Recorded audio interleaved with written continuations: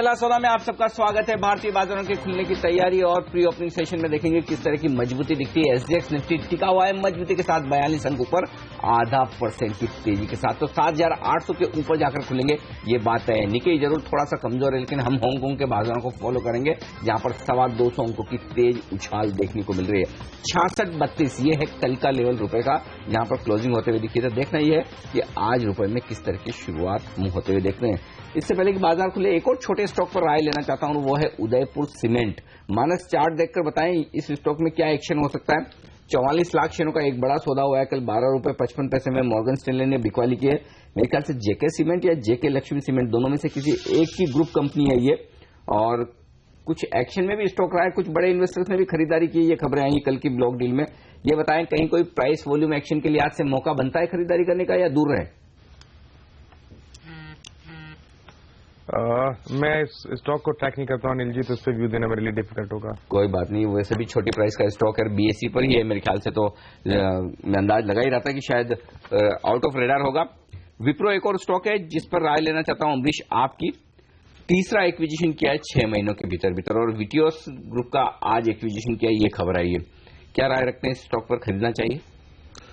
खरीदना तो नहीं चाहिए from investment point of view eight this point of time, क्योंकि मुझे लगता है कि over the next 3 or 4 quarters IT sector overall I mean we could see some amount of slowdown, and I think there's already a talk about that, and we have already seen a decent number of earning warnings coming from the managements of various companies.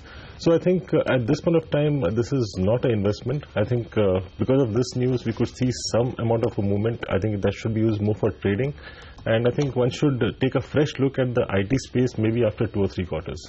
Perfect. तो ये राय विप्रो में खरीदारी ना करें, इंतजार करें, ये सही होगा आपके लिए। चलिए बाजार खुलने वाले अब बचे हैं 10 सेकंड और संकेत देख लेते हैं प्री ओपनिंग सेशन से आपके लिए किस तरह के आएंगे, और साथ ही देखना होगा कि बाद में कंटिन्यूस ट्रेडिंग सेशन के लिए किस तरह के संकेत मिलते हैं। हांगकांग के बाजार सबसे ज्यादा मजबूत स्थिति में, चाइना के बाजार शंघाई हरे निशान में ट्रेड करते दिख रहे हैं। 100 अंक ऊपर शुरुआत की है निफ्टी ने, अब 110 अंकों की मजबूती निफ्टी में नजर आएगी। सेंसेक्स 32 अंक ऊपर खुलता हुआ दिख रहा है, और इतनी मजबूती की वजह है विप्रो का ही स्टॉक जो 10% ऊपर दिखा है प्री ओपनिंग सेशन की टिक में। फ्री ट्रेड्स जो होते हैं शुरुआत में, जी 9% ऊपर है, टाटा मोटर्स 9% ऊपर है। तो ये 2-3 स्टॉक हैं जो मजबूती दे रहे हैं इस वक्त प्री ओपनिंग सेशन में बाजार को। गेल गैस अथॉरिटी ऑफ इंडिया 5% ऊपर इस वक्त आपको नजर आएगा। तो ये कुछ एक स्टॉक्स हैं जो एक्शन में आपको दिख रहे हैं इस वक्त प्री ओपनिंग सेशन में, जिसके दम पर बड़ी तेजी की संभावनाएं बन रही है। 66 रुपए पर कल हमने क्लोजिंग होते हुए देखी थी। रुपए की करेंसी मार्केट की ओपनिंग पर भी डालते हैं नजर, वहां पर किस तरह की टिक्स आई हैं शुरुआती कारोबार में, वो भी देख लिए जाए कि रुपए में शुरुआत हो चुकी है क्या कारोबार की। 66.32 के सामने किस तरह का, अभी तक पहली टिक आई नहीं है करेंसी मार्केट में। जी हाँ, 66.26 10 पैसे की मजबूती के साथ करेंसी मार्केट में शुरुआत की। तो कल के जो डेटा आए हैं एफडीआई के इन्वेस्टमेंट के या फिर जो दूसरे ट्रेड डेटा, उसको देखने के बावजूद रुपए ने पॉजिटिव शुरुआत की। तो ये एक अच्छा संकेत है, रुपए में मजबूती के साथ शुरुआत ही। लगभग 6 पैसे की मजबूती इस वक्त आपको करेंसी मार्केट में नजर आएगी। एक और स्टॉक चंबल फर्टिलाइजर्स, मैं देखता हूं ये वायदा कारोबार में से शायद निकल चुका है। जी हाँ, चंबल फर्टिलाइजर, तो इस पर एक टेक्निकल राय ली जाए, क्या कुछ फायदा मिलेगा? बोर्ड बैठक का जो नतीजा आया है मानस, शिपिंग बिजनेस जो इनका है उसे बेचने की योजना है। 5 शिप हैं, या तो 1, 2 या फिर 5 ही बेच सकते हैं, ये बोर्ड ने अप्रूव कर दिया है। ये बताइए अगर स्टॉक में मजबूती हो क्या करेंगे आप? देखिए, अगर स्टॉक में मजबूती हो और स्टॉक एक बार 61.50 के ऊपर निकले तब तो यहाँ पर तेजी करनी चाहिए। अदरवाइज मैं समझता हूँ इंतजार करना बेहतर आइडिया है, क्योंकि स्टॉक लगातार 200 दिनों के मूविंग एवरेज से नीचे ट्रेड कर रहा है। तो अगर 61.50 के लेवल्स ब्रेक हो तभी यहाँ पर लॉन्ग बनाए, अदरवाइज अवॉइड करना बेहतर आइडिया है। ओके, चलिए तो नजर रखिएगा इस शेयर पर, एक अच्छी तेजी के साथ ये खुल सकता है इन खबरों के दम पर, ये संकेत मिलते हुए। लेकिन नैटको फार्मा, इस पर क्या राय निकल कर आ रही है ये जानते हैं। यहाँ पर भी एक अच्छी खबर आई है, और चार्ट देखकर बताइए मानस कैसा लग रहा है ये शेयर। इन्होंने एक लिटिगेशन सॉल्व किया है, एनीमिया की दवा से रिलेटेड ये लिटिगेशन था। क्या यहाँ पर तेजी देखने को मिल सकती है आज के सत्र में? 0.5% ऊपर प्री ओपनिंग सेशन में ये शेयर ट्रेड करता हुआ। देखिए, वैसे तो मेरा मानना है कि नेटको फार्मा एक निवेश के लिए स्टॉक है, ट्रेडिंग के लिए स्टॉक नहीं है, क्योंकि जो लॉन्ग टर्म चार्ट है वो बहुत बेहतरीन लगते हैं, और अभी भी ऐसा लगता है कि कम से कम 700 रुपए तक के स्तर शायद आने वाले, अगर हम 10 to 12 मंथ्स की बात करें तो देखने सकते हैं। इसलिए निवेश करने के मौके दिखते हैं। जहां तक बात ट्रेडिंग करने की बात है, मैं समझता हूं कि अगर स्टॉक आज 575 के ऊपर निकले तो वहां पर एक लॉन्ग बनाए जिसके स्टॉप लॉसेस 550 के नीचे होंगे, और अगर 575 के ऊपर निकलेगा तो कम से कम 40 से 45 रुपए का आपको जरूर देखने को मिलेगा। ऑप्टो सर्किट्स, इसके चार्ट्स पर भी राय दे मानस, क्योंकि दो खबरें हैं इसके लिए। पहला तो ये कि ये कोई एक क्रिटिकल सिस्टम है जो फिर से खरीद रहे हैं, किसी कंपनी को बेचा हुआ है। दूसरा ये कि HSBC ने कल 15 लाख शेयर 11 रुपए 90 पैसे में बेचे हैं इस कंपनी के, और स्टॉक देखिए प्री ओपनिंग सेशन में बड़ी मजबूती दिखाने के संकेत दे रहा है। फिलहाल कितना 10% ऊपर दिख रहा है मेरे को, हालांकि सेटल होने दें। लेकिन क्या ऑप्टो सर्किट के चार्ट्स में कहीं कोई एक्शन दिख रहा है, और अगर गैप से खुले तो खरीदारी करें या बिकवाली? देखिए, चार्ट्स पे तो कोई भी पॉजिटिव संकेत नहीं है। लगातार लोअर टॉप्स लोअर बॉटम बनते हुए आ रहे हैं, और जिस तरह के चार्ट्स हैं शायद हमें और लोअर लेवल्स देखने को मिलेंगे। स्टॉक कहीं ना कहीं 9 रुपए 7 पैसे के लेवल्स टच कर सकता है। तो मेरी राय में तो अभी भी कभी भी कोई उछाल मिले जहां स्टॉक 12 रुपए 50 पैसे या 13 रुपए 50 पैसे की लेवल्स को टच करने की कोशिश करे तो वहां पर एग्जिट करने की सलाह रहेगी। यहाँ पर फ्रेश लॉन्ग ना ही बनाए तो बेहतर रहेगा। बिल्कुल, 3 डिजिट से 2 डिजिट में आया है ये शेयर। इन खबरों के दम पर जरूर उछाल दिखाने के संकेत हैं, लेकिन फंडामेंटल इस कंपनी काफी कमजोर है। ये बात अमरीश भी मेरे ख्याल में मानते हैं। I think whatever news comes from this company, I don't think most of the analysts believe that. जी हाँ, काफी लोगों ने इतिहास में इसमें अपने हाथ जलाए हैं, लेकिन ध्यान रखिएगा। एसआर ऑयल पर एक राय लेना चाहता हूँ अमरीश आपकी। ये बताइए कि अब क्या होगा? यहाँ पर सब लोगों के बीच में कंफ्यूजन बना हुआ है, डीलिस्टिंग हो जाएगी या नहीं होगी। Stock holding corporation of India और सेबी को फाइनल फैसला लेना है कि जो आखिरी में 2 करोड़ शेयर आए थे उनको माना जाए या नहीं माना जाए। मान लीजिए अगर वो मान लिए जाते हैं वो शेयर, क्योंकि एक थ्योरी ये भी है कि LIC ने तो दे दिए थे, पंचिंग में थोड़ी डिले हो गई। अगर ये वो ले लिए जाते हैं तो फिर प्रमोटर्स को तय करना होगा कि वो इस भाव पर लेना चाहते हैं नहीं। लेकिन 80% प्रीमियम पे फ्लोर प्राइस के वो शेयर्स क्या वो एक्सेप्ट करेंगे? आपकी गट फील क्या कहती है, और एसआर ऑयल में क्या करना चाहिए? क्योंकि जिन लोगों के पास शेयर हैं वो अभी भी असमंजस में। नहीं, क्योंकि यदि उनको डीलिस्ट करना है then I think they'll have to accept, in case SEBI says that it is fine and it is technically correct, then I think they would surely accept the shares. At the same time, जिसके पास भी shares हैं, I think you still have that 6-month window in which you can offer at the delisting price. तो hold करना चाहिए फिर जिनके पास है क्या? Yeah, I think one can hold on. Otherwise, I mean, even at the current level, it still makes sense. Because if you adjust for tax, I think the pricing works out to those levels of 260 plus. Okay, तो hold करें अगर आपके पास SR oil है। लेकिन मैं hold करने के लिए स्टॉप लॉस ले लूं एक बार, क्योंकि स्टॉक बड़ा वोलेटाइल हो सकता है। और अगर ये ओपन ऑफर पास हो गया, माफ कीजिए, डीलिस्टिंग ऑफर पास हो गया तो स्टॉक भाग सकता है, न हुआ तो शायद थोड़ी कमजोरी भी हो। तो जो होल्ड करना चाहते हैं मानस, उन्हें एकदम strict intraday stop loss SR oil के लिए क्या रखना चाहिए? देखिए, इंट्राडे स्टॉप लॉस की बात करेंगे तो वो 230 रुपए मैं समझता हूँ इंटरडे के हिसाब से स्टॉप लॉस होना चाहिए। बट बेटर आइडिया ये है कि आप इंटरडे के लिहाज से ना देखें। अगर आप कुछ टाइम के लिए, 1 हफ्ते के लिए समझे तो मैं समझता हूँ ज्यादा बेहतर स्टॉप लॉस 218 रुपए है। 218 रुपए एक रिवर्सल पॉइंट भी है। अगर स्टॉक उसके नीचे जाएगा तो वहां पर रिवर्सल देखने को मिलेगा, वहां से स्टॉक फिर से एक डिसेंट करेक्शन दिखा सकता है। ओके, फिलहाल 230 ये है स्टॉप लॉस का लेवल इंट्राडे के लिए। अगर इसके नीचे जाएं तो फिर एसआर ऑयल में से निकल जाएं। लेकिन आपको बता दें कि आज आपके लिए ट्रेडिंग के बेहतरीन मौके कहां हैं। स्टॉक 2020 का आज जो मैच हुआ, कौन से 20 शेयरों में आपको सलाह दी गई, आइए देखते हैं।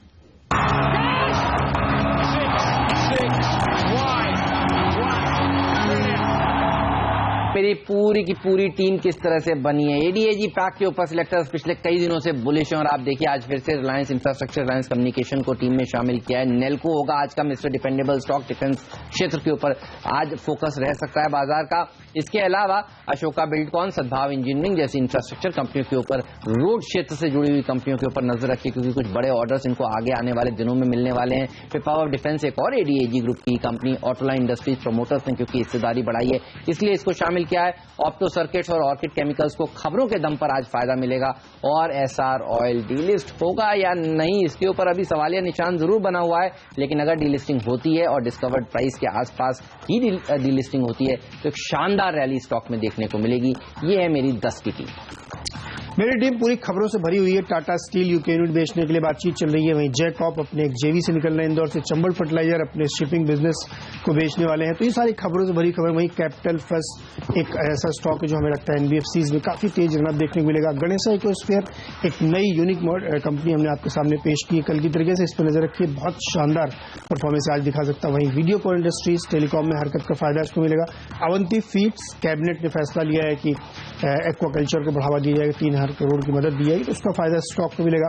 वहीं सन फार्मा पे भी नजर रखिए, यहाँ पे अब धीरे धीरे निचले स्तर से बाइंग चल रही है। रूबी मिल्स आउट परफॉर्मर है चार्ट पे, इसलिए सेक्टर्स लगता है खरीदारी करनी चाहिए। और हेरिटेज फूड्स एक नया आइडिया यहाँ पे भी है और ये भी जो है एक्वाकल्चर को काफी अडॉप्ट करने वाले, तो यहाँ पे भी खरीदारी आप कर सकते हैं।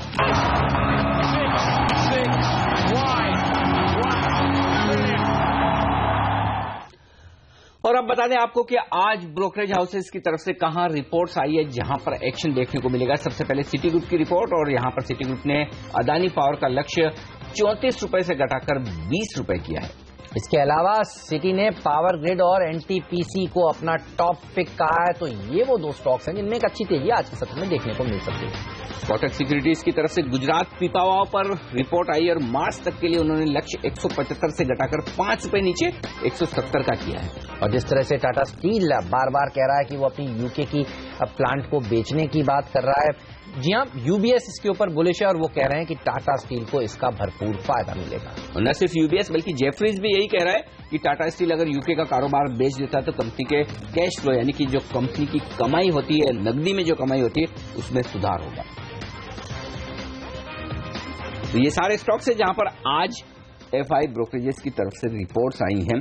इन्हीं रिपोर्ट्स के दम पर एक्शन शायद होता हुआ नजर आए। टाटा स्टील पर एक बार फिर से इसी लिहाज से राय में लेना चाहता हूं आपसे नवनीत, क्योंकि इस वक्त निफ्टी में टॉप गेनर वो नजर आ रहा है। एक्चुअली मैं आपको निफ्टी के टॉप गेनर बताऊं उससे पहले एक बात बताना चाहता हूं, और वो ये कि आप देखिए प्री ओपनिंग सेशन सेटल हो चुका है। 107 अंक ऊपर सेंसेक्स सेंचुरी मारेगा।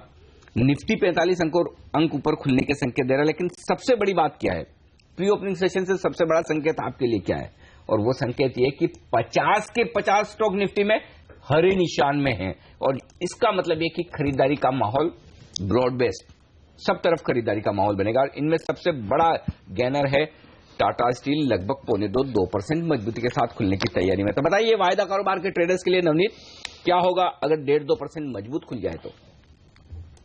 कि टाटा स्टील अनिल जी अपने लास्ट डिस्कस किया था 2 दिन पहले ही, टाटा स्टील ओवरऑल स्ट्रक्चर के अंदर में काफी मजबूती दिखा रहा है। 250 के ऊपर में आराम से सस्टेन करके जा रहा है। अभी भी एक 252 के स्टॉप लॉस से एक पोजिशनल ट्रेड लेना चाहिए इसके अंदर में। अपसाइड के लेवल्स, इमीडिएट लेवल्स पे 275 तक के लेवल्स देखने को मिल सकते हैं।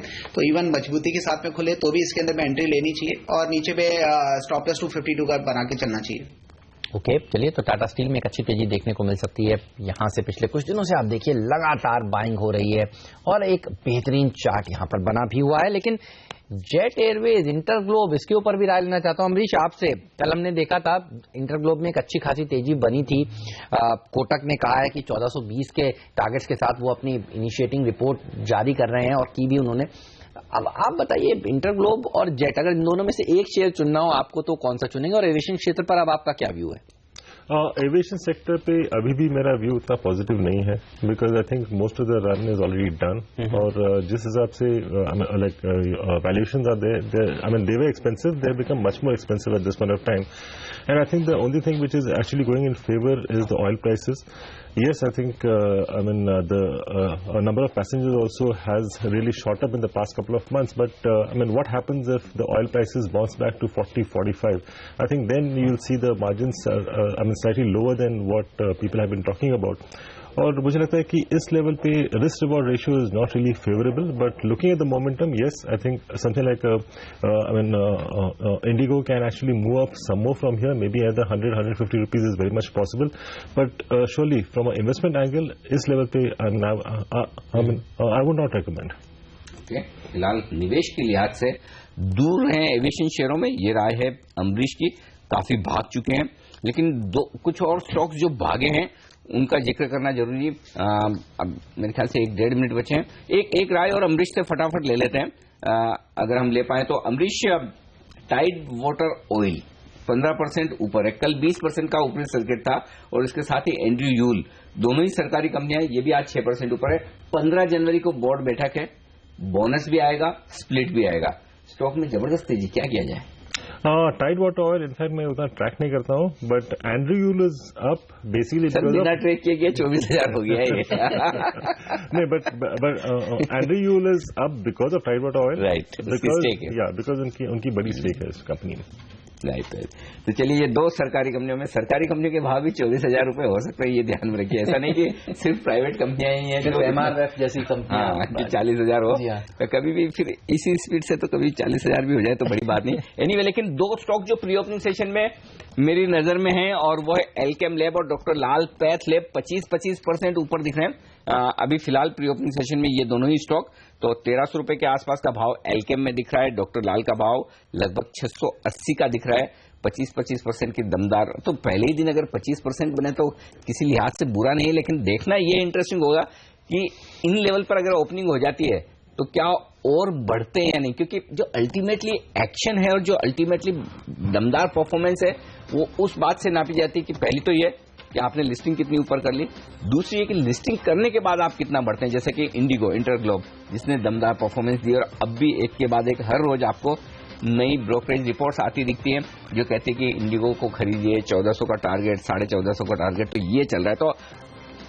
तो खराब माहौल में बेहतरीन आईपीओ दमदार प्रदर्शन करते हुए दिख रहे हैं। आज भी 2 और आईपीओ को हरी झंडी मिली है, एक तो टेस्टी फूड्स है, एक और आईपीओ का नाम मुझे याद नहीं आ रहा, लेकिन 2 आईपीओ को आज मंजूरी मिली है सेबी की तरफ से। तो आईपीओ मार्केट में, प्राइमरी मार्केट में भी आपके लिए कमाई के मौके कम नहीं होने वाले।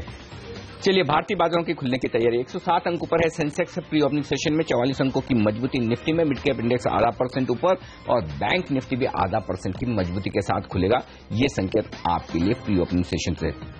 जो तेजी बनेगी वो पूरी तरह से मेटल शेयरों में बनेगी। टाटा स्टील के लिए खबरें भी है इनके लंदन के कारोबार को बेचने की, लेकिन इसके अलावा एल्यूमिनियम पर ड्यूटी की बात कही जा रही है। स्टील प्रोडक्ट्स पे कुछ और प्रोडक्ट्स को ड्यूटी के दायरे में लाया जा सकता है, तो डंपिंग रोकने के पूरे प्रयास हो सकते हैं, ये संकेत। टेक महिंद्रा, इन्फोसिस जैसे शेयर भी मजबूत खुलते हुए दिख रहे हैं आज भी ओपनिंग सेशन में, तो आईटी शेयरों से भी थोड़ा सहारा मिल सकता है। पहली टिक आपकी स्क्रीन पर आती हुई सेंसेक्स और निफ्टी पर शुरुआत होती है भारतीय बाजारों की। 125 अंक ऊपर शुरुआत की है सेंसेक्स ने, निफ्टी ने 45 अंकों की मजबूती दिखाई है। 25,700 के पार खुलता हुआ सेंसेक्स और निफ्टी 7,825 पर 2.25% की 2.5% की बेहतरीन मजबूती टाटा स्टील में। टॉप गेनर आज के सेशन का वेदांता 2% ऊपर। गैस अथॉरिटी ऑफ इंडिया गेल में 1.5% की अच्छी मजबूती बनी है, इसने गैप अप ओपनिंग की है। सन फार्मा 1.25% मजबूत खुलता हुआ दिखा है, लेकिन टाटा स्टील के अलावा हिंडाल्को ने मजबूत शुरुआत की है आज के सेशन की।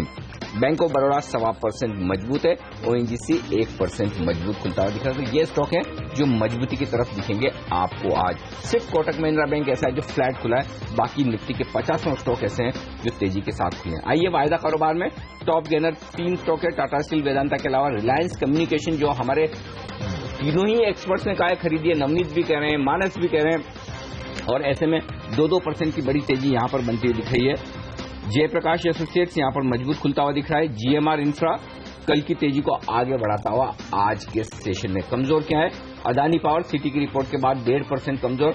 और इंटरेस्टिंग बात है, पूरे वायदा कारोबार में मुश्किल से 1-2 स्टॉक ऐसे हैं, अदानी पावर और अमारा राजा बैटरी, जो कमजोर है, बाकी सारे शेयर हरे निशान में खुलते हुए दिख रहे हैं। तो दमदार खरीदारी और पूरी की पूरी रिकवरी आती हुई दिख रही है। 150 अंक ऊपर सेंसेक्स है और निफ्टी पर 45 अंकों की मजबूती। बैंक निफ्टी भी 0.5% मजबूत, इतनी ही तेजी मिड कैप शेयरों में भी। तो शानदार खरीदारी है हेमंत आज शुरुआती कारोबार में। बिल्कुल बेहतरीन खरीदारी। छोटे मझौले शेयर देखिए जो पिछले कुछ दिनों से दौड़ लगा रहे हैं, उनके ऊपर नजर हमारी बनी हुई है। गैमन इंडिया आज फिर 8% की मजबूती दिखा रहा है। हमने देखा था परसों सर्किट लगा था 10% का, कल भी तेजी थी और आज तीसरे दिन आप देखिए रैली देखने को मिल रही है। तो इंफ्रास्ट्रक्चर रोड क्षेत्र से जुड़ी हुई कंपनियों में एक अच्छी खासी रैली बनी हुई है। और तो सर्किट को फायदा मिला है उस खबर का जो आज हमने जिसका कुछ देर पहले जिक्र किया था। 7-7.5% की मजबूती यहां पर देखने को मिल रही है।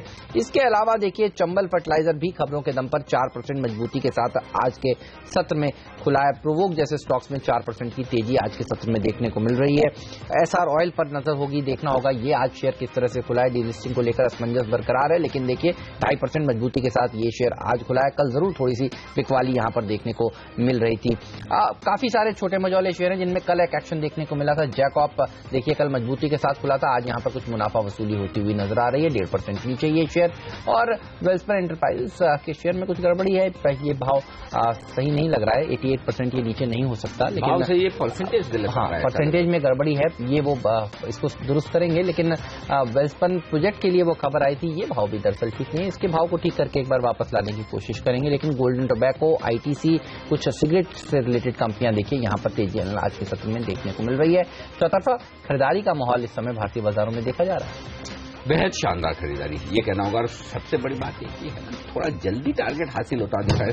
7,850 का लक्ष्य इतना तेजी से आया है क्योंकि डेटा बहुत ही बेहतरीन थे और जो कुछ भी कल की बिकवाली हुई वो सिर्फ ट्रेडर्स की वजह से हुई थी और ट्रेडर्स अपनी तेजी की पोजीशन कम किए। तो जैसे ही कमजोर ट्रेडर्स सिस्टम से बाहर निकले, बाजार किस तरह से उछलता है। अब बड़ा टेस्ट ये है शायद बाजार के लिए 7,850 के ऊपर होल्ड हो पाना। इसी पर राय ली जाए नवनीत, अगर 7,850 के ऊपर टिक जाए बाजार घंटे 2 घंटे, तो क्या उम्मीद की जाए कि बड़ी शॉर्ट कवरिंग होगी?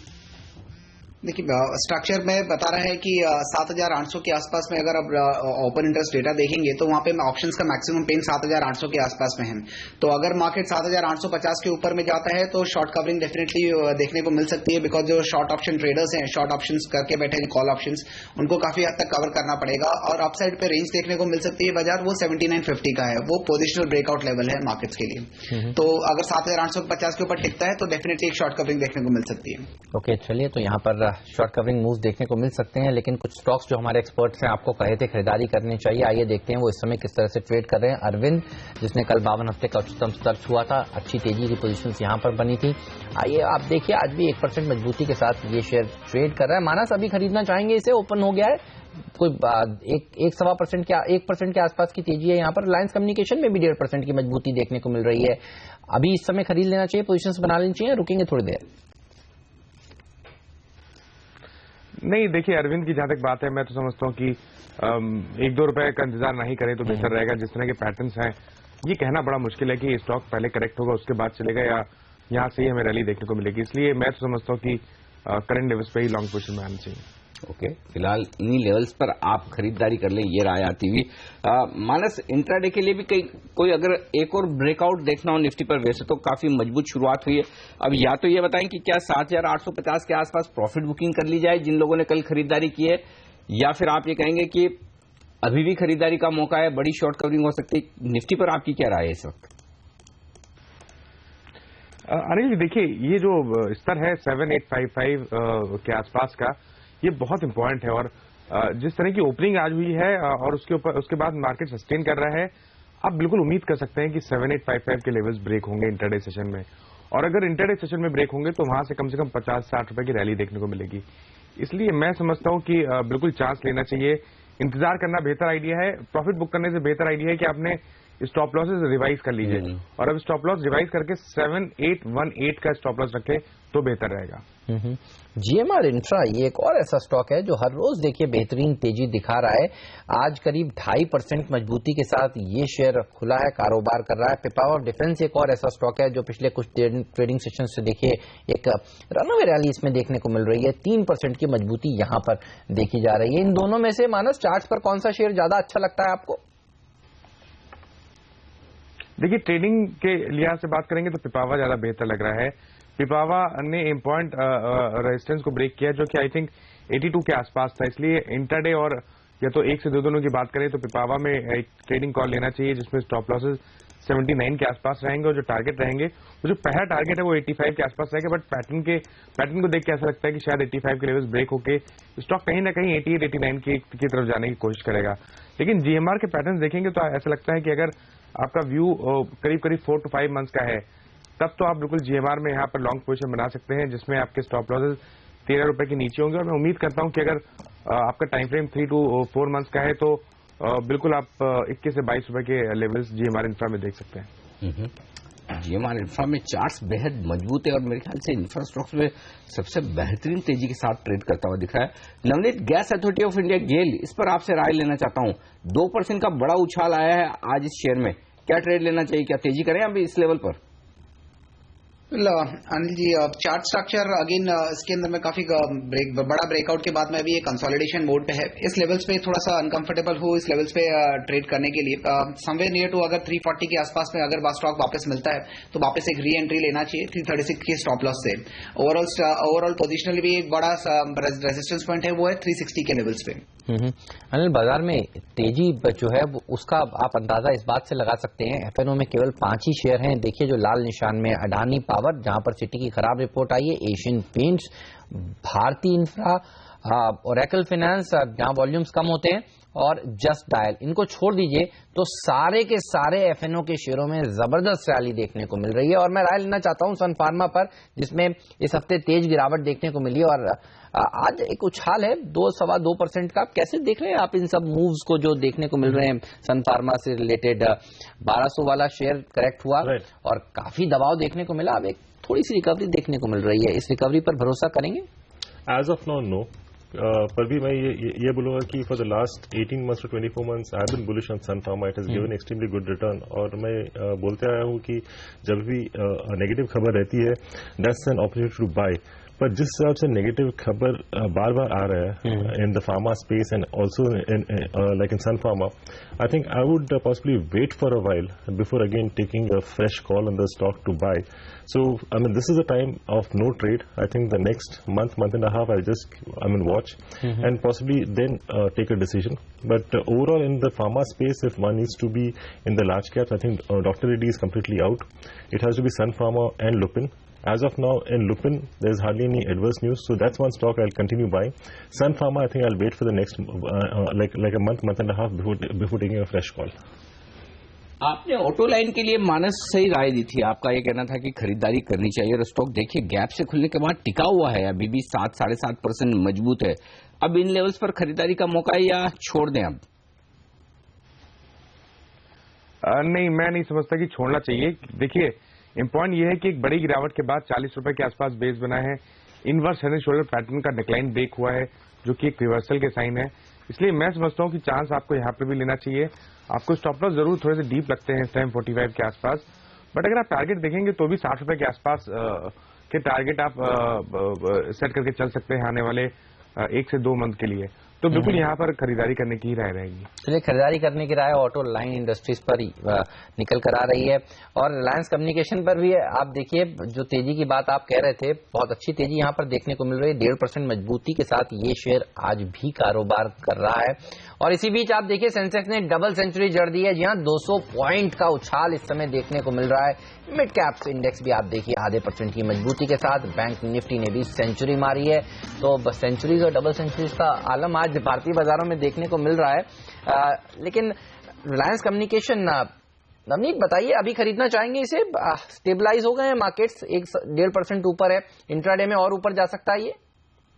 देखिए अभी भी खरीदना चाहिए रिलायंस कम्युनिकेशन। बड़ा ब्रेकआउट है, पोजिशनल ट्रेड लेना चाहिए इसके अंदर में। एक अभी इस लेवल्स पे भी 87-20 के आसपास पे भी इसके अंदर में एंट्री पॉइंट बनता है। नीचे पे इंट्राडे लेवल्स देख रहे हैं तो एक स्टॉप लॉस बना के चले 85-50 के लेवल्स का। अपसाइड पे मेरे को पोजिशनल ट्रेड्स के अंदर में जहां तक टारगेट्स बन रहे हैं वो 90 के आसपास के बन रहे हैं। ओके, 90 तक के आसपास के पोजिशनल टारगेट यहां पर बन रहे हैं। तेजी तो हो रही है, लगातार हो रही है, लेकिन आज कमजोरी सबसे ज्यादा जो हो रही है वो है अदानी पावर में। 1.5% कमजोर है, लेकिन ओपन इंटरेस्ट शुरुआती 10 मिनटों में ही 5% बढ़ गया है। तो इसका मतलब साफ है कि मंदी की बड़ी पोजीशंस बनती हुई दिख रही है। हमने फंडामेंटल वायदा कारोबार की राय तो ली थी पहले नवनीत से, लेकिन चार्ट्स पर कितना कमजोर हो सकता है अदानी पावर और क्या शॉर्ट करना चाहिए? आप क्या कहेंगे मानस, ये बताएं। देखिए एक अगर आप वीकली चार्ट देखें तो आप एक चैनल बना सकते हैं पिछले करीब 2 से 3 मंथ के ट्रेडिंग प्राइस चार्ट्स पे। इम्पॉइंट ये है कि एक बार स्टॉक 32 रुपए के ऊपर निकल जाए तब तो बहुत ही बढ़िया रैली देखने को मिलेगी। अगर हम पिछले 3-4 दिनों के वॉल्यूम्स और पैटर्न्स देखें तो ऐसा लगता नहीं है कि यहाँ पे बहुत बड़ी मंदी होगी। मैं दूसरी तरह से देखता हूँ, मैं समझता हूँ कि ये जो गिरावट हम पिछले 2 दिनों से देख रहे हैं ये एक शायद एक अपॉर्चुनिटी है जहां पर आप स्टॉक में लॉन्ग पोजीशन ये एज्यूम करके बनाइए कि शायद आने वाले टाइम में 32 रुपए के लेवल्स ब्रेक होंगे। और 32 रुपए के लेवल्स को ब्रेक करने का मतलब ये है कि स्टॉक कम से कम 38-39 के लेवल्स टेस्ट करेगा।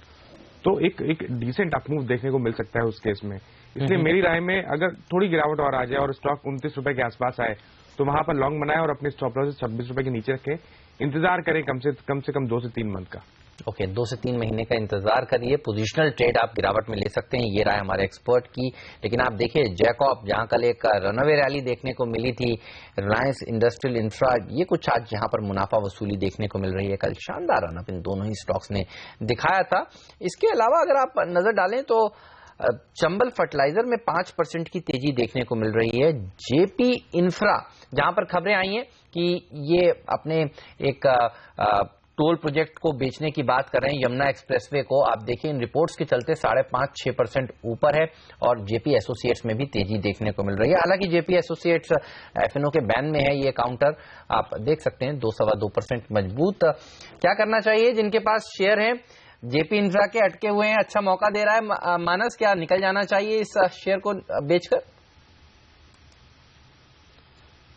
देखिए पैटर्न तो यही सजेस्ट करता है कि उछाल पे आपको बिकवाली करनी है।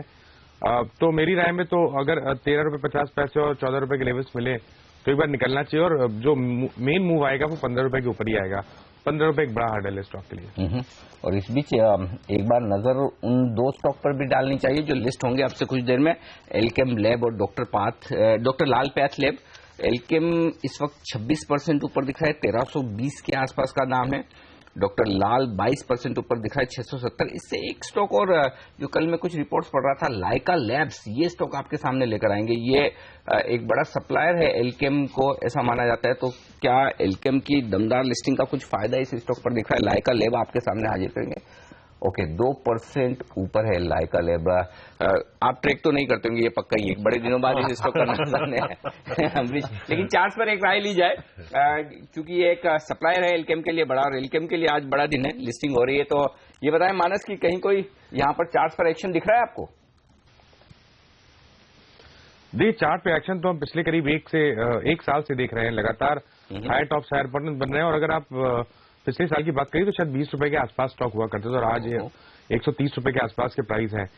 देखिए इम्पॉर्टेंट ये है कि एक बार एक स्टॉक 140 के ऊपर निकल जाए तब हम वहां से कम 25 से 30 रुपए का मूव जरूर देखेंगे। जिस तरह का ट्रेंड बना हुआ है, लगातार स्टॉक जब करेक्ट भी होता है तो 50 दिनों के मूविंग एवरेज पे या तो मैक्सिमम 100 दिनों के मूविंग एवरेज पे सपोर्ट लेने के बाद एक नया हाई बना लेता है।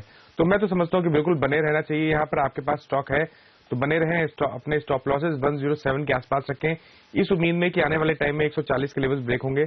और 140 के लेवल्स ब्रेक होंगे तो जो नेक्स्ट टारगेट आता है वो करीब 170 रुपए का आता है।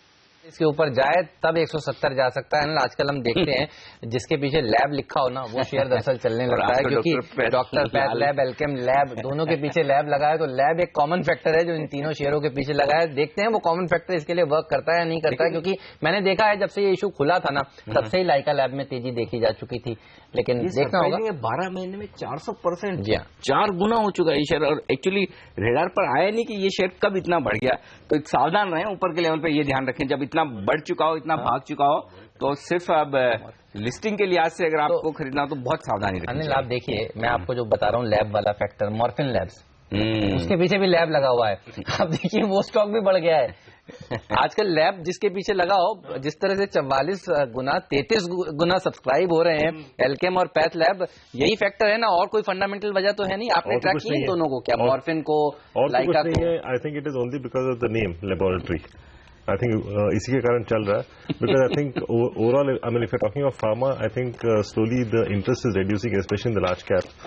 तो यहीं पे शायद मस्ती चल रही है। एक और स्टॉक गेल, इस पर जो मैं सुबह सुबह देख रहा था कि कुछ पोजीशंस बनती हुई नजर आ रही है। गेल में देखिए इस वक्त बड़ी तेजी हो रही है, 3.5% निफ्टी का स्टॉक होकर ये जिस तरह से भागा है, ये इंटरेस्टिंग है। ये देखना होगा क्या हो क्या रहा है। कुछ खबर भी आई थी कि इनकी कुछ टेंडर बिडिंग की लास्ट डेट जो है वो आगे थोड़ी सरकती हुई दिखी थी, ऐसी कोई खबरें आई थी। लेकिन गेल के लिए मेरे ख्याल से जो बड़ा अगर ट्रिगर कोई होगा तो रोसनेफ्ट वाली डील का अगर हो सकता है, वो क्या उस खबर के दम पर कहीं कोई चलता हुआ दिख रहा है। एक पिक चेक आखिरी सवाल, चूंकि हमारे अगले एक्सपर्ट हमारे साथ जुड़ चुके हैं, अनिल सरीन साहब से भी बात करेंगे।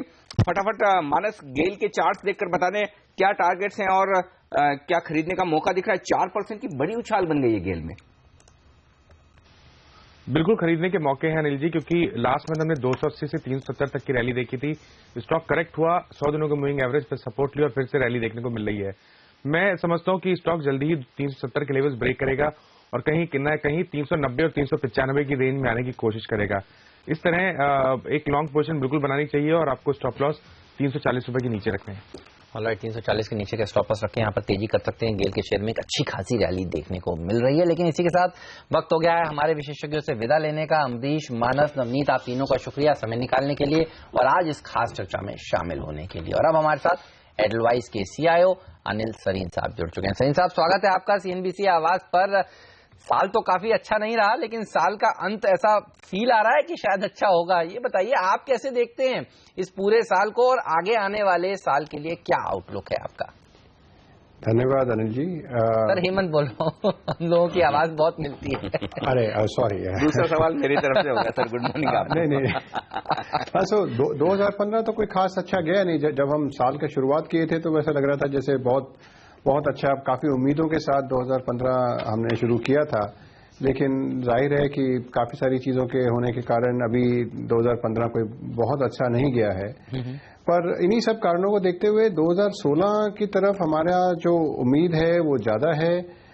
काफी सारी चीजें जो कि अच्छी होनी चाहिए थी 2015 में, वो उन सब, कुछ बिल्स का पास होना, कुछ FDI का बढ़ जाना, कुछ इंटरेस्ट रेट ऊपर हो जाना US के द्वारा, ये सब इवेंट्स जो कुछ नेगेटिव कुछ पॉजिटिव काफी सारे साल के एंड में ये आए हैं। तो उसके चलते 2016 की तरफ हमारी जो उम्मीद है कि अच्छा रहेगा मार्केट के लिए, वो बढ़ गई है। अब जब बेस इफेक्ट हमारे फेवर में है, 2015 में तेजी नहीं हुई, तो पहला सवाल जो ज्यादातर लोग ये जानना चाहते हैं कि क्या 2016 में 2015 के पुराने लेवल्स आ जाएंगे, क्या नए हाइज बनेंगे 2016 में? इसकी संभावना बनती है या फिर थोड़ा लंबा इंतजार होगा? सर क्या कह रहे हैं आप? नहीं, इसके देखो, कोई जो इंडेक्स का जो लेवल है, इंडेक्स का जो स्तर है, उसके बारे में कह पाना बड़े यकीन के साथ तो मुश्किल है जी। लेकिन ये जो है, जो अर्निंग्स का जो डिसअपॉइंटमेंट जो चल रहा था कि भाई सोचा कि सेकंड क्वार्टर में बॉटम हो जाएंगी अर्निंग्स और थोड़ा इंप्रूवमेंट आना शुरू होगा, अभी वो थर्ड क्वार्टर की तरफ वही उम्मीद लगी हुई है। लेकिन कम से कम इतना तो कह सकते हैं कि अगला साल जो फिस्कल 17 जो कि जिसका पहला क्वार्टर जून में खत्म होगा, तो उस स्टेज तक आते आते एक कॉर्पोरेट अर्निंग्स में एक बढ़ाव जरूर दिखने को मिलेगा, ऐसा हमारा मानना है। तो उसके साथ साथ जैसे कि पूरी दुनिया में जो मनी प्रिंटिंग या वो जो लूजनिंग का एटीट्यूड है अपना इकोनॉमी की तरफ और अपनी कम चलती हुई इकोनॉमीज को ऊपर उठाना मनी प्रिंटिंग के जरिए, वो ट्रेंड है, वो चलता जा रहा है। तो उसके चलते जो भारत की अट्रैक्टिवनेस है एज ए मार्केट, वो जरूर आनी चाहिए। अब वो लेवल पिछला वाला क्रॉस होए या ना होए, ये कहना मुश्किल है, पर इंडिविजुअल स्टॉक्स वगैरह अगर आप बॉटम अप जरिए से उनको पिक करते हैं और जिनका अर्निंग्स स्ट्रांग रहेगा, जिनका बैलेंस शीट में इंप्रूवमेंट देखी जाएगी, तो उन स्टॉक्स में तो आपको जरूर रिटर्न मिलेगा। ओवरऑल मार्केट के बारे में कह पाना कि कब वो लेवल क्रॉस होगा, ये मुश्किल रहेगा, एटलीस्ट मेरे लिए तो वो मुश्किल रहेगा। हम देखेंगे कि अब जो नया साल शुरू होगा, शुरुआत होते ही दूसरे हफ्ते में अर्निंग सीजन शुरू हो जाएगा, तीसरी तिमाही के नतीजे आने शुरू हो जाएंगे। आपकी अपनी एक्सपेक्टेशंस इस क्वार्टर से क्या है? तीसरी तिमाही में कैसी रह सकती हैं कंपनियों के प्रदर्शन और कौन से सेक्टर से आउट परफॉर्मेंस की अपेक्षा है और कौन से सेक्टर अंडर परफॉर्म कर सकते हैं?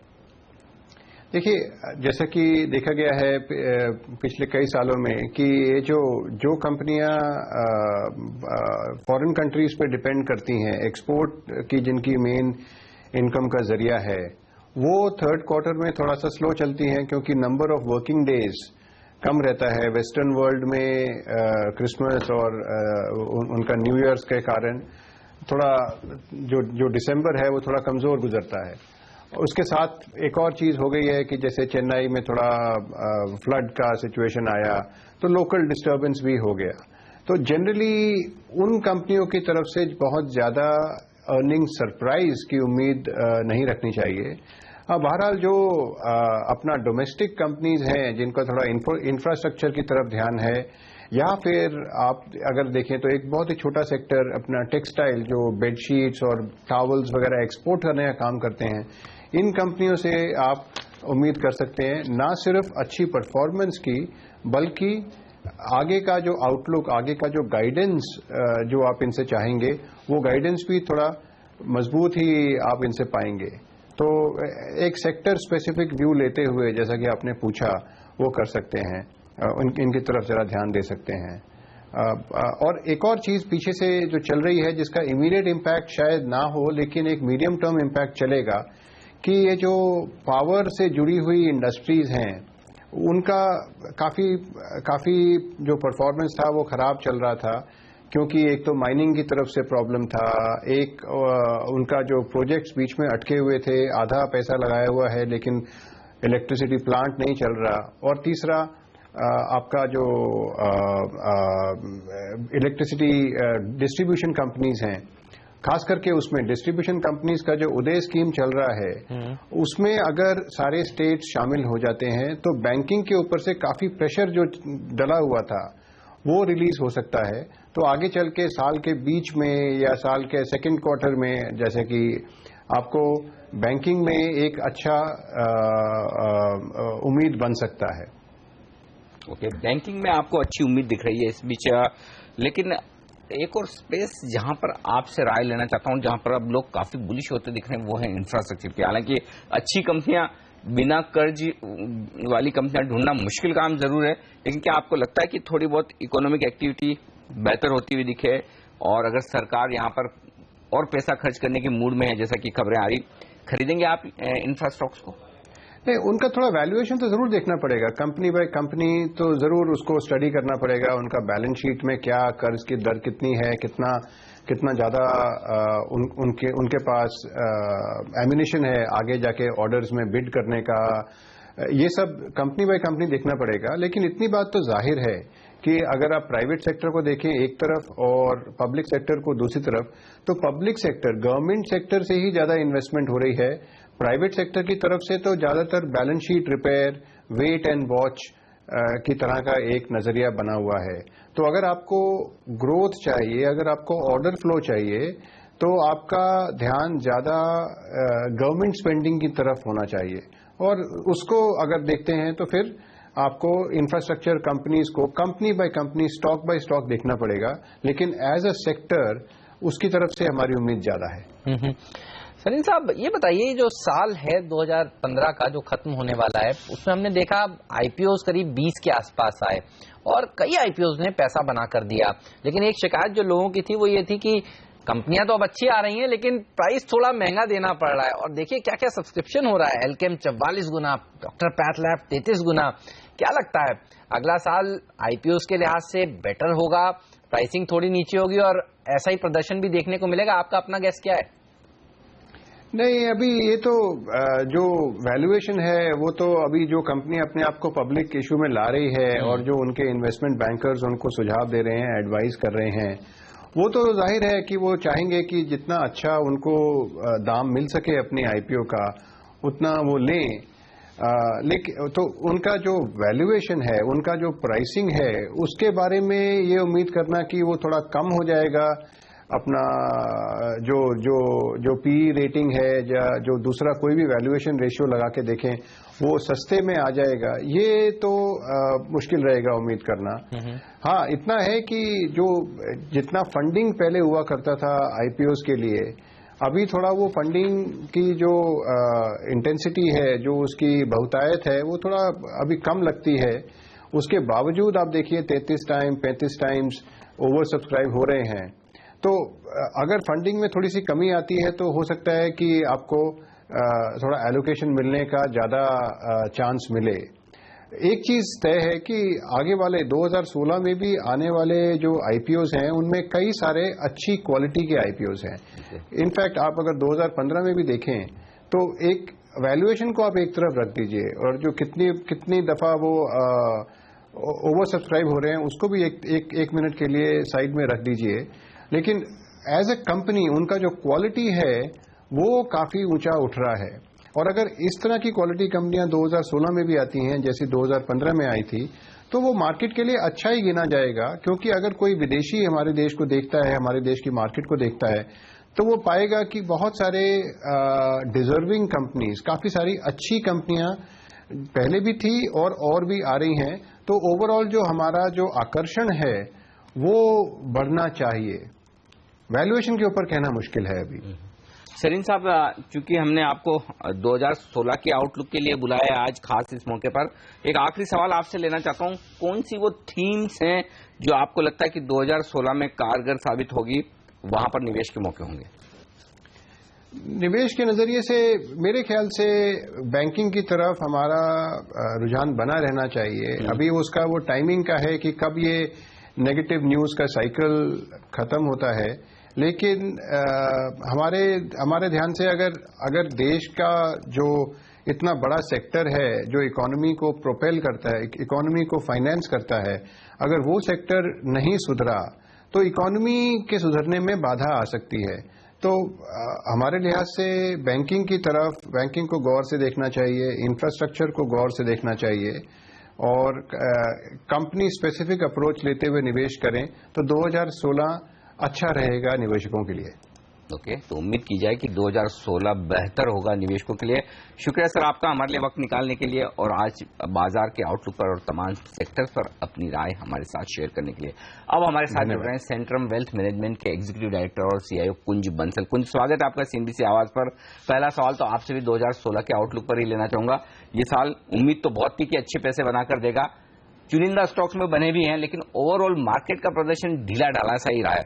तो इस लिहाज से वो कई बार हम बात करते हैं कि बेस इफेक्ट काम करेगा 2016 में? जी, बेस इफेक्ट पे अगर इन्वेस्टिंग कर सकते होते तो बहुत अच्छा होता कि जिस साल बाजार नहीं चला है उसके अगले साल चले।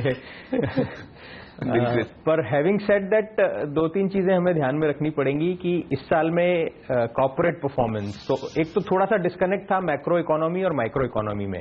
तो मैक्रो इकोनॉमी के नंबर इन जनरल अच्छे आ रहे थे, जैसा हमने देखा जीडीपी ग्रोथ के नंबर्स अच्छे आ रहे थे। आईआईपी के भी ऑन एंड ऑफ मिला के अगर हम थोड़ा सा मीडियम टर्म एवरेज लें, 3 महीने या 6 महीने का मंथली नंबर्स को आप छोड़ दीजिए, तो एक जनरल ग्रोथ देखने को मिली थी कंपेयर टू 2014।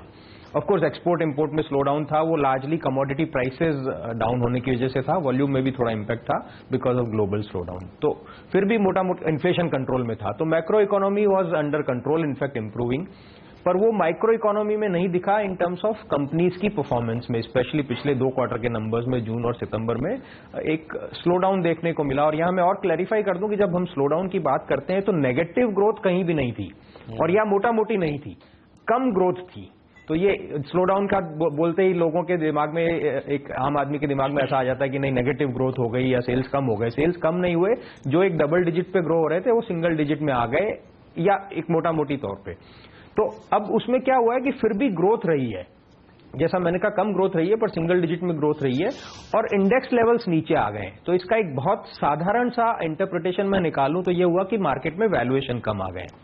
तो वैल्यूएशन कम आ गए हैं, इसलिए एक चांस है कि वो वैल्यूएशन वापस अगर नॉर्मल में या एवरेज में आते हैं या एवरेज से ऊपर जाते हैं तो उसकी वजह से रिटर्न मिलेगा।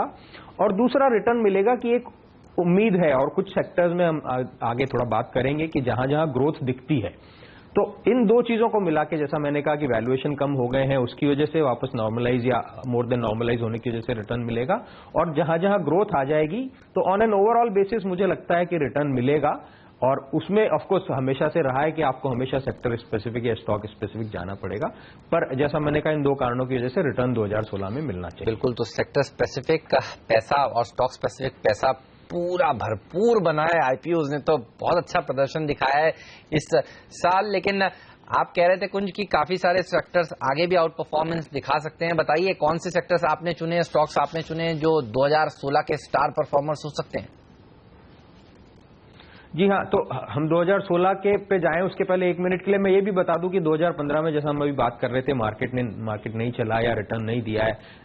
आज तक का हम देखें अगर 1 जनवरी 2015 से अब तक का रिटर्न, तो मोटा मोटी करीब 7-8% मार्केट नेगेटिव है। लार्ज कैप इंडाइसेस निफ्टी या सेंसेक्स में, देखते हैं अगले 4-5 दिन में 31 दिसंबर तक क्या रहता है। पर उसमें भी बहुत सारे सेक्टर्स या स्टॉक हैं जहां से क्लियरली रिटर्न मिला है।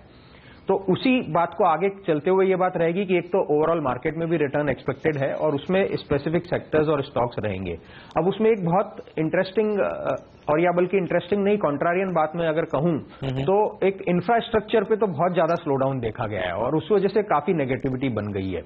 पर मुझे लगता है वही एक स्पेस रहेगा अगेन बहुत सिलेक्टिवली जहां पे रिटर्न अपॉर्चुनिटी रहेंगी और उसके साइंस दिखते हैं। ऐसा नहीं कि चला नहीं है इसलिए चल जाएगा, वो लॉजिक मैं नहीं लेना चाह रहा हूं। एक हम थोड़ा सा माइन्यूटली हमने काफी इकोनॉमिक स्पेस को और ऑर्डर फ्लोज को, इंडस्ट्रियल एक्टिविटी को एनालाइज किया है और उसके बेसिस पे हमने 3-4 सेक्टर्स या थीम्स आइडेंटिफाई की हैं जहां इन्वेस्टमेंट हो रहा है, एक्चुअल एक्सपेंडिचर हो रहा है, ऑर्डर फ्लोज हो रहे हैं और कंपनीज की टॉप लाइन अभी बढ़ना शुरू हो जाएंगी और बॉटम लाइन में दिखेगा। वो है प्राइवेट और पब्लिक सेक्टर दोनों के द्वारा जो कैपिटल एक्सपेंडिचर किया जा रहा है उससे जो अफेक्टेड, पॉजिटिवली अफेक्टेड सेक्टर्स लेंगे। उसमें जो स्पेसिफिक सेक्टर्स का अगर मैं नाम लूं और थोड़ी देर में हम शायद सेक्टर्स पे भी, स्टॉक पे भी मैं 1-2 रिकमेंडेशन दे पाऊं, उसमें है पावर T&D। तो वो एक स्पेस है और मैं पावर ट्रांसमिशन एंड डिस्ट्रीब्यूशन, मैं क्लैरिफाई कर दूं कि मैं पावर जनरेशन और ट्रांसमिशन डिस्ट्रीब्यूशन को अलग कर रहा हूं।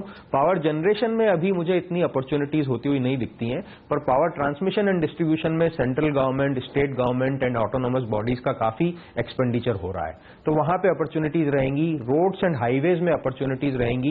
रेलवे काफी एक्सपेंडिचर ऑलरेडी कर रही है और आने वाले टाइम में भी करेगी, तो उसके जो भी ऑर्डर प्राइवेट सेक्टर में फ्लो होंगे वो अपॉर्चुनिटीज रहेंगी। तो एक ये ब्रॉड स्पेस है जहां पे काफी अपॉर्चुनिटीज रहेंगी। ओके, और इस बीच 2 आईपीओ जो आज लिस्ट होने वाले हैं उस पर नजर रख लें। पहले तो एल्केम लैब, जिस तरह का अंदाजा लगाया जा रहा था उससे बहुत ही बेहतरीन लिस्टिंग के संकेत आते हुए दिख रहे हैं। अब 31-31.5% ऊपर ये सेटल हुआ है।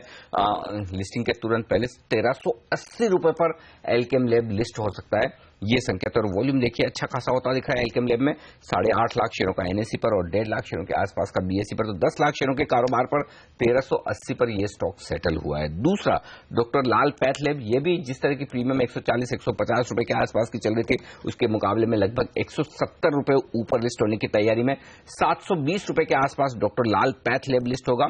और यहां पर भी अगर आप वॉल्यूम देखें तो लगभग 8.25 लाख शेयरों का कारोबार, 6,25,000 शेयरों का कारोबार एनएसई पर और 1,42,000 शेयरों का कारोबार बीएसई पर होता हुआ दिख रहा है। तो 2 बेहतरीन लिस्टिंग, और सबसे बढ़िया बात यह कि जो हम कह रहे थे कि लिस्टिंग की जो उम्मीद थी उससे ज्यादा बेहतर लिस्टिंग होती हुई दिख रही है, क्योंकि डॉक्टर लाल लैब के लिए 700 रुपए के आसपास की उम्मीद थी, उससे थोड़ा बेहतर है, और एल्केम के लिए 1300 रुपए की उम्मीद थी तो उसके सामने 1380। आपने इन दोनों आईपीओ को ट्रैक किया है, कुछ कोई राय रखते हैं आप? जी हाँ, हमने ट्रैक किया है। तो in terms of SEBI guideline में एक बहुत स्पेसिफिक रिकमेंडेशन नहीं दे पाऊंगा, but as a Centrum house हमने इन तीनों आईपीओ जो ऑफ लेट आए हैं या पास में भी आए थे उनको जनरली ट्रैक करते हैं और स्पेसिफिकली इनको किया है। तो डॉक्टर लाल पैथ लैब और एल्केम लैब दोनों अच्छे आईपीओस थे। उसमें से वैल्यूएशन वाइज डॉक्टर लाल थोड़ा सा हायर साइड पे था, या मैं कहूं हालांकि लिस्टिंग दिखा रही है कि क्लियरली इन्वेस्टर को रिटर्न मिल रहा है, बट फिर भी एक आम इन्वेस्टर के लिए थोड़ी जगह और छोड़ी जा सकती थी इन्वेस्टमेंट बैंकर्स द्वारा या कंपनी द्वारा। और वो चीज एल्केम लैब में देखने को मिली कि आईपीओ भी अच्छा था, कंपनी का परफॉर्मेंस भी हिस्टोरिकल अच्छा रहा है और वैल्यूएशन भी एक रीजनेबल था। ऑफकोर्स ये हमेशा से आर्ग्यू किया जा सकता है कि अच्छा ज्यादा महंगा था या सस्ता था, और एक खरीदने वाला हर चीज को सस्ती से सस्ती खरीदना चाहेगा और बेचने वाला महंगी से महंगी बेचना चाहेगा। तो उस हिसाब से दोनों अच्छे आईपीओ थे। And in contrast to that Narayana Hrudayalaya का हालांकि आज लिस्टिंग नहीं हो रहा है, इशू बंद हो चुका है और इशू मार्जिनली सेल थ्रू भी हो गया है, बट वहां हमारा इतना कंफर्ट नहीं था। कंपनी के नंबर्स बिल्कुल भी स्ट्रांग नहीं है, मार्जिन सिंगल डिजिट में है, return ratios, return on equity single digit में है, लोअर सिंगल डिजिट में है, 5% से कम है। और कंपनी एक बिजनेस की बात कर रही थी कि हम लो कैपिटल इन्वेस्टिंग बिजनेस करते हैं, पर वो उनके रिटर्न रेशियोज में नहीं दिख रहा था। और ऐसे में वो आईपीओ पे हम इतने पॉजिटिव नहीं थे। हालांकि इशू सेल थ्रू हो गया है, बाजार अच्छा का माहौल पे लिस्टिंग भी डिपेंड करेगा, बट इन दोनों आईपीओ में क्लियरली पॉजिटिव व्यू था। कुंज, तो ये बताइए, क्योंकि अब हॉस्पिटल सेक्टर का माहौल बना हुआ है, नारायणा हेल्थ केयर पर आप पॉजिटिव इतने नहीं थे, लेकिन आप देखिए फोर्टिस हेल्थ केयर, अपोलो, ये तो लिस्टेड कंपनियां हैं, क्या इसको भी फायदा मिलेगा इन लिस्टिंग्स का? क्या अब बाजार ज्यादा पी देने को तैयार हो गया है इस तरह की कंपनियों को, तो क्या इनको भी ज्यादा पी मिलेगा? आप क्या राय रखते हैं? जो लिस्टेड कंपनियां पहले से ही हैं, फोर्टिस और अपोलो, इन दोनों पर भी राय जानना चाहता हूं। तो मैं फिर से क्लैरिफाई कर दूं कि इन टर्म्स ऑफ सेबी गाइडलाइन में इन दोनों स्टॉक्स पे एक इंडिविजुअल व्यू देने की पोजीशन में बहुत स्पेसिफिक नहीं हूं, बट मैं खाली इतना कहना चाहूंगा कि एक तो शॉर्ट टर्म में आप छोड़ दीजिए, शॉर्ट टर्म में कई बार डिमांड सप्लाई स्टॉक परफॉर्मेंस को ड्राइव करती है, कई बार मार्केट सेंटीमेंट ड्राइव करता है, कई बार एक्स्ट्रानियस फैक्टर्स ड्राइव करते हैं, but medium to long term में हमेशा फाइनेंशियल्स ही स्टॉक के प्राइस परफॉर्मेंस को और वैल्यूएशंस को ड्राइव करेंगे। और उसमें हम देखें तो इन दोनों का कंपैरिजन करें, करंटली लिस्टेड स्टॉक जो आपने कहे अपोलो हॉस्पिटल और फोर्टिस, उसमें अपोलो हॉस्पिटल्स के क्लियरली नंबर्स कंसिस्टेंट बेसिस पे अच्छे रहे हैं और वो उसकी स्टॉक प्राइस परफॉर्मेंस में भी दिख रहा है। और वही फोर्टिस को अगर हम लें तो उसके नंबर्स उतने अच्छे नहीं रहे, तो उसका एक जो सडन री रेटिंग मैं कहूं या रीवैल्यूएशन कहूं या एक सडन रिटर्न पिछले कुछ महीनों में आ गया था, उसके पहले का आप लॉन्ग टर्म परफॉर्मेंस देखेंगे 2-3 साल 4 साल का, तो क्लियरली एक अंडर परफॉर्मेंस था। ओके, अब कुछ सेक्टर्स आप ऑलरेडी रिकमेंड कर चुके हैं। आखिरी सवाल आपसे ये लेना चाहता हूं, एक या दो थीम जो आपको लगता है 2016 के लिए, या एक दो स्टॉक अगर आपकी रिसर्च अलाउ करती है तो वो बताएं, क्या खरीदना चाहिए? जी हाँ, मैं एक दो स्टॉक पे परमिशन हमारे कंप्लायंस से लेके आया हूँ आपसे और अपने दर्शकों से बात करने के लिए, तो उनके बारे में बात करता हूँ। तो जैसा मैं कह रहा था कि एक तो नॉट नेसेसरीली एक complete infrastructure space but capital expenditure led space में मैंने 2-3 नाम बताए थे।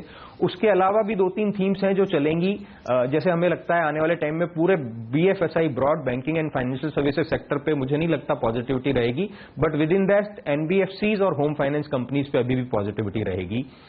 सेपरेटली कंजम्पशन में हमने देखा कि काफी स्लो डाउन रहा है, आप FMCG लीजिए, पेंट्स लीजिए, शायद थोड़ा सा मीडिया लीजिए, वहां हमें लगता है एक टर्न अराउंड होगा और वैल्यूएशंस बहुत सस्ते नहीं है बट थोड़े एवरेज पे आ गए हैं, तो वहां अपॉर्चुनिटीज रहेंगी। और एक ग्लोबली कॉम्पिटिटिव बिजनेसेस हमेशा इंडिया से अच्छा करते रहे, तो इन सबको लेते हुए और करंट मार्केट को ध्यान रखते हुए मैं कुछ ऐसे एक दो स्टॉक की बात करना चाहूंगा जहां प्राइस और वैल्यूएशन टर्म्स में काफी कंफर्ट है। कुंज माफ करना, यहाँ पर थोड़ी सी हमारे पास वक्त की इस वक्त कमी है, हमें एक अर्जेंट ब्रेक लेना है। मैं आपसे 2016 में आपकी बेहतरीन पिक्स जरूर लूंगा, छोड़ने वाला नहीं हूं, लेकिन फिलहाल आज बहुत बहुत शुक्रिया आपका हमारे लिए वक्त निकालने के लिए। और बाजार ने की दमदार शुरुआत और मजबूत शुरुआत के बाद 7,850 के आसपास कारोबार करके टिकता हुआ निफ्टी पहला सौदा में आज के लिए इतना ही। लेकिन बने रहिए CNBC आवाज के साथ, क्योंकि इस साल की 2 बेहतरीन लिस्टिंग्स होने वाली हैं। बस ब्रेक के उस पार ही होंगी लिस्टिंग्स, डॉक्टर पैथ लैब्स की और एलकेम लैब्स की 30% के उछाल के साथ यहाँ पर लिस्टिंग होने वाली है। तो आप देखते रहिए कैसी हो रही है लिस्टिंग और क्या करना चाहिए आपको, इस सब पर राय देंगे। प्रियंका हमारे साथ जुड़ने वाली है जो कमोडिटी बाजार की ओपनिंग भी लेकर आएंगी और आपके सवालों के जवाब भी देंगे। हम दोनों को दीजिए इजाजत, नमस्कार।